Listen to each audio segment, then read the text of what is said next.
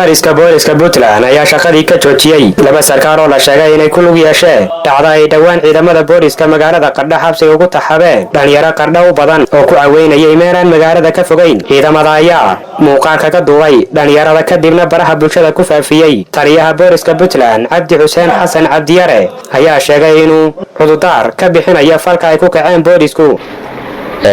sideedii bishan lixaad ku jiro waxa dhacday dhacdo ka dhacday magaalada Qardho xilli habeenimo ah.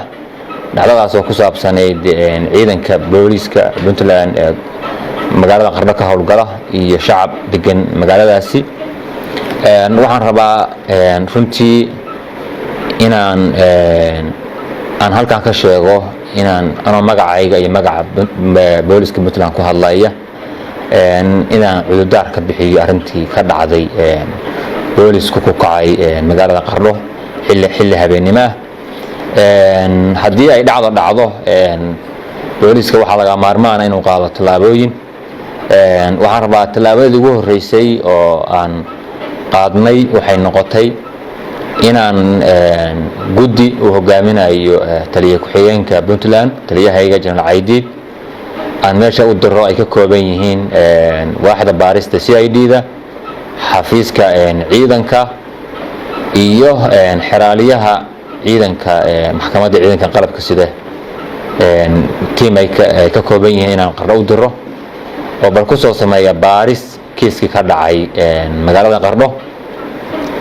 baaris bay u tageen baaristiina way soo sameeyeen.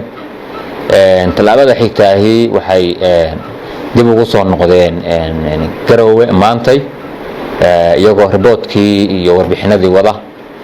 tallaabada xigta oo aan qaadnay waxay ahayd in aan shaqo ka joojin ku sameeyno labadii sarkaal saad ogtihiinba hawsha ka dhex muuqday oo kala ah taliye ku-xigeenka qaybta Karkaar iyo taliyihii saldhigga bartamaha magaalada Qardho.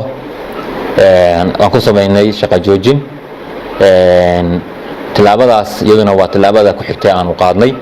waxaad ogtihiin haddii case dhaco ama arrin dhacdo boolisku wuxuu leeyahay ka hortag iyo ka dabatag labadaba. kiiskaasi ha noqdo mid ka dhacay fal ka dhacay mujtamaca dhexdiisa ama ha noqdo mid ka dhacay booliska dhexdiisa. marka arintayadii waxaanu rabaa inaan halkan caawa kula wadaago warbixinta koowaad aan ka dhigo kiiskaasi oo maalmahan aad ogtihiin meediyaha iyo social media iyo si badan runtii u haystay. waa dareemi karaan culayska aanu siinay kiiskaasi oo ka bilownay inaanu guddiga baaxadda inta leego taliye ku-xigeenka booliska Puntland uu hogaaminayo meeshii tagay oo baaritaan ku sameeyay oo dhammaan dadkii wareystay oo aad ogtihiin qaybtii kamid ahayd kiiska ku jirtay oo soo wareystay saraakiishii oo wareystay guddiga amniga oo wareystay bulshadii iyo mujtamacii meesha deganaa. marka arintaasi saasay ku dhacday.